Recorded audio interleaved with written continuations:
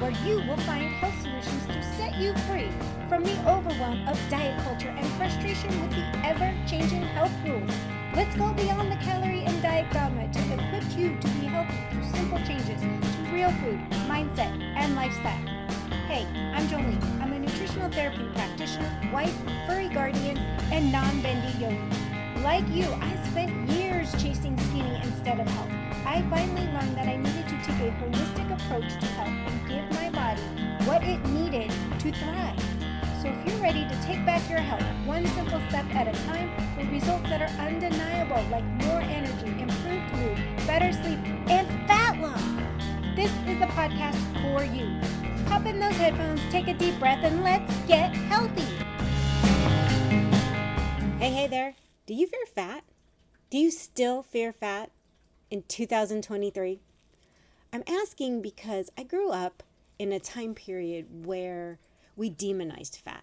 It was no fat, low fat, eat as little fat as possible, because if you ate fat, you got fat. We were taught to limit it to an extreme. Now, knowing what I know about how the body works, I know that a lot of the issues I've had hormonally probably stemmed from my many years of a no-fat, low-fat phase. So hopefully I can dispel some of the anxiety you might have around fat, or the fear you still have in the back of your head, because even I still have it, because fat makes you fat. Oh, and if you've ever been in the keto low-carb space, they always tell you fat's a lever. And if you've grown up in the fat makes you fat phase, and you can create a lot of issues for yourself. So I want to make sure that you have this understanding that fat isn't necessarily bad for you. You just have to find your sweet spot. As a macronutrient, fat comes with 9 calories per gram of fat. That is kind of where the whole fat makes you fat came from, because it's calorically dense. Besides the fact that there was this Harvard study that blamed fat for what sugar was doing to the body. You can look it up. They've actually retracted it. It happened years ago, but the whole concept is we keep blaming fat for problems other things have been doing inside our body. So think of fat when we look at it from a macronutrient or a caloric perspective. Fat is like a slow burning log that you put on a campfire. It is very clean burning as well. So our body always has an endless source of energy, as long as we make sure that our body does not lose the ability to tap into fat. That is the concept of metabolic flexibility, is being able to tap into all fuel sources, but that's not our topic for today. Our topic is actually about fats. So we want to make sure that our body can tap into it to actually use it. So don't think of it that just because you have added fat, you don't dissolve it when you try to lose weight. You actually burn through it. So we have to learn how to tap into it, use it as an energy. It will also help you stay full longer when you mix it into your meals. So as a macronutrient, it is pretty fabulous, but as a fuel burning source, it is absolutely fabulous. Now, let's get into the fact that there are certain nutrients that require fat to be absorbed, meaning they will not be used and absorbed by your body if they're not consumed with a fat source. That would be A, D, E, and K.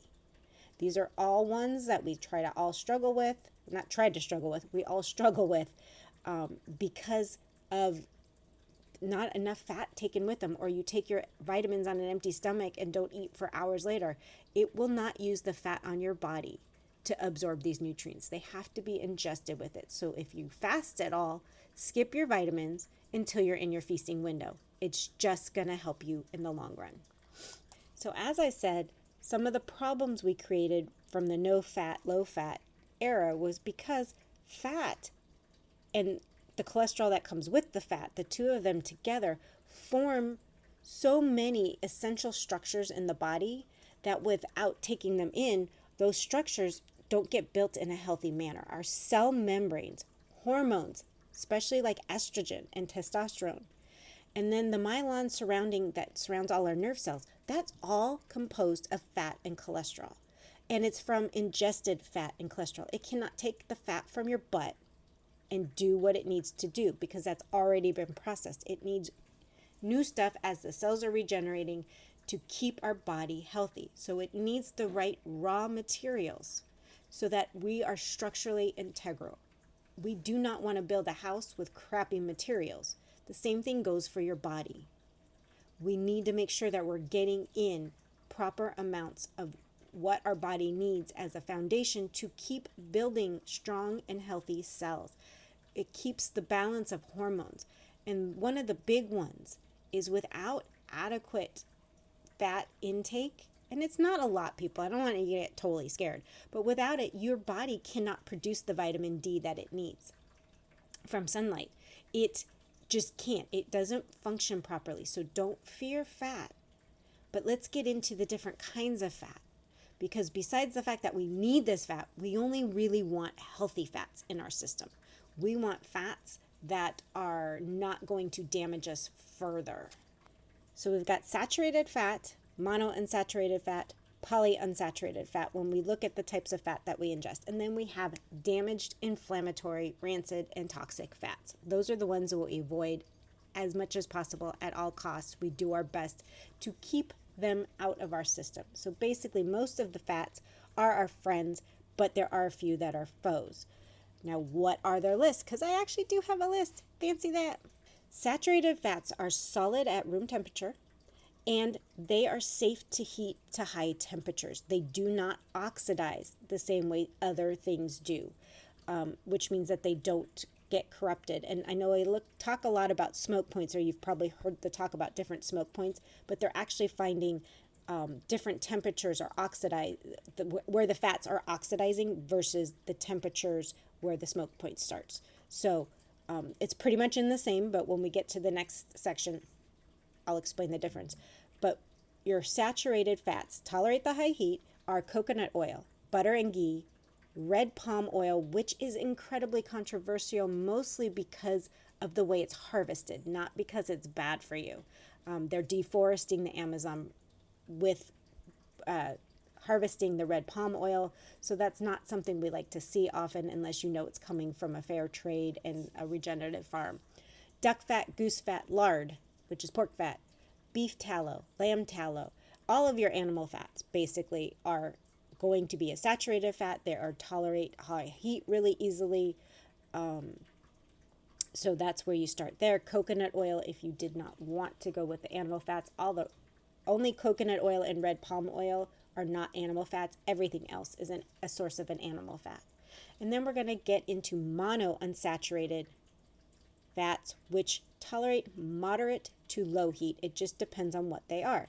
Now, olive oil, we've heard the rumblings in cooking areas that olive oil doesn't handle high heat. It handles a lot higher heat than we thought.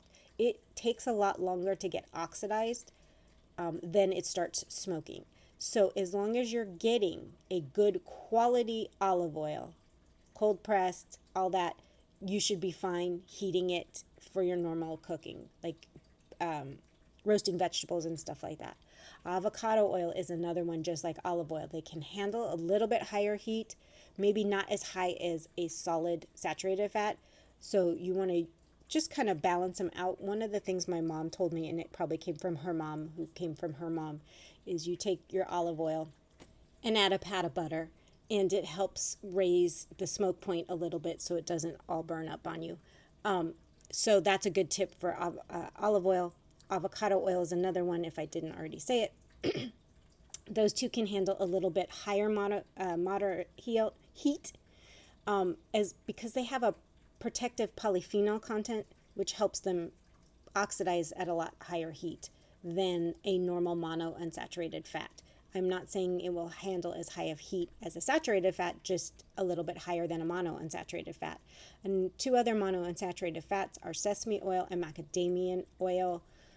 Those you want to keep very, very low heat, maybe as a drizzle on your hot food. I don't really recommend to cook with those, mostly olive oil, avocado oil for cooking, as well as all of your saturated fats. I highly recommend cooking with your tallows, your lards, your goose and duck fat, your butter, your ghee, and your coconut oil. They'll produce way better quality foods in the long run anyways, because they don't really burn. Now we get into polyunsaturated fats. Polyunsaturated fats should not be heated, period, end of story. They are very fragile. We need to protect them, and they can be drizzled on things cold to add flavor, like salads and vegetables, but don't heat them. In this category, you've got your almond oil, your flaxseed oil, your pumpkin seed oil, grapeseed oil, hemp oil, walnut oil, fish and cod liver oil, and all your omega oils, like your fish pills, all that. Anything that is an omega-3 pill, oil that you're ingesting, that all needs to stay very cold. And then we have damaged and rancid, toxic, inflammatory, whatever you want to call it. These oils generally are already rancid while they're sitting on the store shelves. So I don't recommend them, period, end of story. You're hard to avoid them if you eat out because it's hard to get a restaurant, depending on what you're ordering, to not use them. They don't understand, they don't know the difference. So make sure in your home you don't use them at all. Do your best out to get foods that don't contain them. And that is including canola oil, corn oil, soybean oil, rapeseed oil, which is another term for canola oil, sunflower oil, safflower oil, vegetable oil, and hydrogenated oils. Well, we all know how bad hydrogenated is. That tub of Crisco you got, dump it. But those are the different types of oils and the different categories they're in. There is a handout that I put together that you can put up on your fridge so you can keep track of the different kinds of oils and what to heat, what not to heat, to help you learn so that you just become second nature. So let's dive a little bit quickly into fatty acid balance. We have omega-3s and omega-6s. Now, there's a huge problem out there because people are telling everybody to avoid PUFAs, which are your polyunsaturated fatty acids. Hey, wait, your fish oils are in the PUFAs. Now, the reason for this is because most of your seed oils are in that PUFA range, and that is because they are higher in omega-6s. And we get so many omega-6s in the modern diet, and just the way we eat in general, that we're always struggling to get this balance of omega-3s. If you are getting in healthy fats from a variety of sources, you're good. You want to get in and work on getting up your omega-3 intake. So if you don't like fatty fishes, like your salmon, mackerel, herring, the anchovies, those kind of things, you want to then look for a cod liver oil supplement, but you want one that's cold pressed and that's kept cold because, like I said, polyunsaturated fats should not be heated. So if it is heat extracted, you are not getting a quality supplement, and it's not going to do the same thing. Have you ever taken a fish oil pill and burped fish? That means it was already rancid. So you want to make sure that you're getting something that's good quality as well. Now, when I say the fat shouldn't be heated, that doesn't mean that the fish shouldn't be heated. You can cook your fish. You don't have to eat it raw. It's a different process when they're extracting it and the type of heat they're using versus cooking your meal. So if you're getting your omega-3s from things like flax seeds, not flaxseed oil, because that's another reason why we don't want to heal. Flaxseed is another source of omega-3s. You want to make sure that you eat it however you eat it, if you're getting it from the whole food versus the oil separated out from the food. So I just wanted to touch base on that. Right now, as a society, we get a lot of omega-6s, and that's why the PUFAs have been demonized, because that's where most of your nuts and seed oils live. So now you want to take it a different step and then focus on getting some more omega-3s in there, because a lot of those also have some omega-3s. It's just we need that balance. Grass-fed butter is really high in omega-3s as well, or higher in omega-3, should I say. So that's another good one to keep in your toolbox. Olive oil.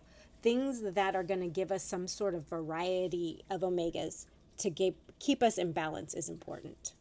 So you might be wondering, okay, I get it. I need to ingest some fats so that I can be healthy. And you're wondering, how do I get more in? The easiest vehicle to add more fat to your meals is add it to your veggies. It makes them taste better. It gives it lots of flavor, and it just helps. It'll maximize all the nutrients in those veggies as well. So just try to add it to your veggies. Put a dash of olive oil or saute in olive oil, drench it in butter, make a nice sauce out of a healthy fat and some seasonings and put it over your whole meal. It's not bad to add a little bit of fat. Garnish it with olive oil. Like, that's a common thing in an Italian world. We drizzle everything with olive oil. Do what you need to do. Avocado is a great way of getting in some good healthy fats and upping your fat intake. So on that note, friends, I want you to no longer fear the fat. Find your sweet spot. Your sweet spot's going to be over 20%, over 25% of ingestible fats, but the limit is whatever helps you get to your goals and helps your body heal. So you might need more at some points and less at others. Listen to your body. If you're craving something fatty, it's probably telling you something. Okay, don't forget, grab the handout so that you have an easy reference of what fats to heat, what fats not to heat. And on that note, friends, I will see you next time. Bye. Thank you so much for tuning in. I hope you enjoyed today's episode. If you found value in what you heard today, I would be incredibly grateful if you could help spread the word. Sharing is caring, after all. Share the podcast with others that will find the information helpful. It's through your support that I can continue to grow and bring more amazing content. And if you have a spare moment, I would truly appreciate it if you could leave a review on your favorite podcast platform. Your feedback means the world to me, and it also helps others discover my show. I read every review and take your suggestions to heart, so please don't hesitate to let me know what you think. Remember, you can stay connected with me by following me on Instagram or visiting the website at holistichealthmadesimple.com. I love hearing from our listeners, so feel free to reach out, share your thoughts, ideas, and even suggestions for future episodes. See you later.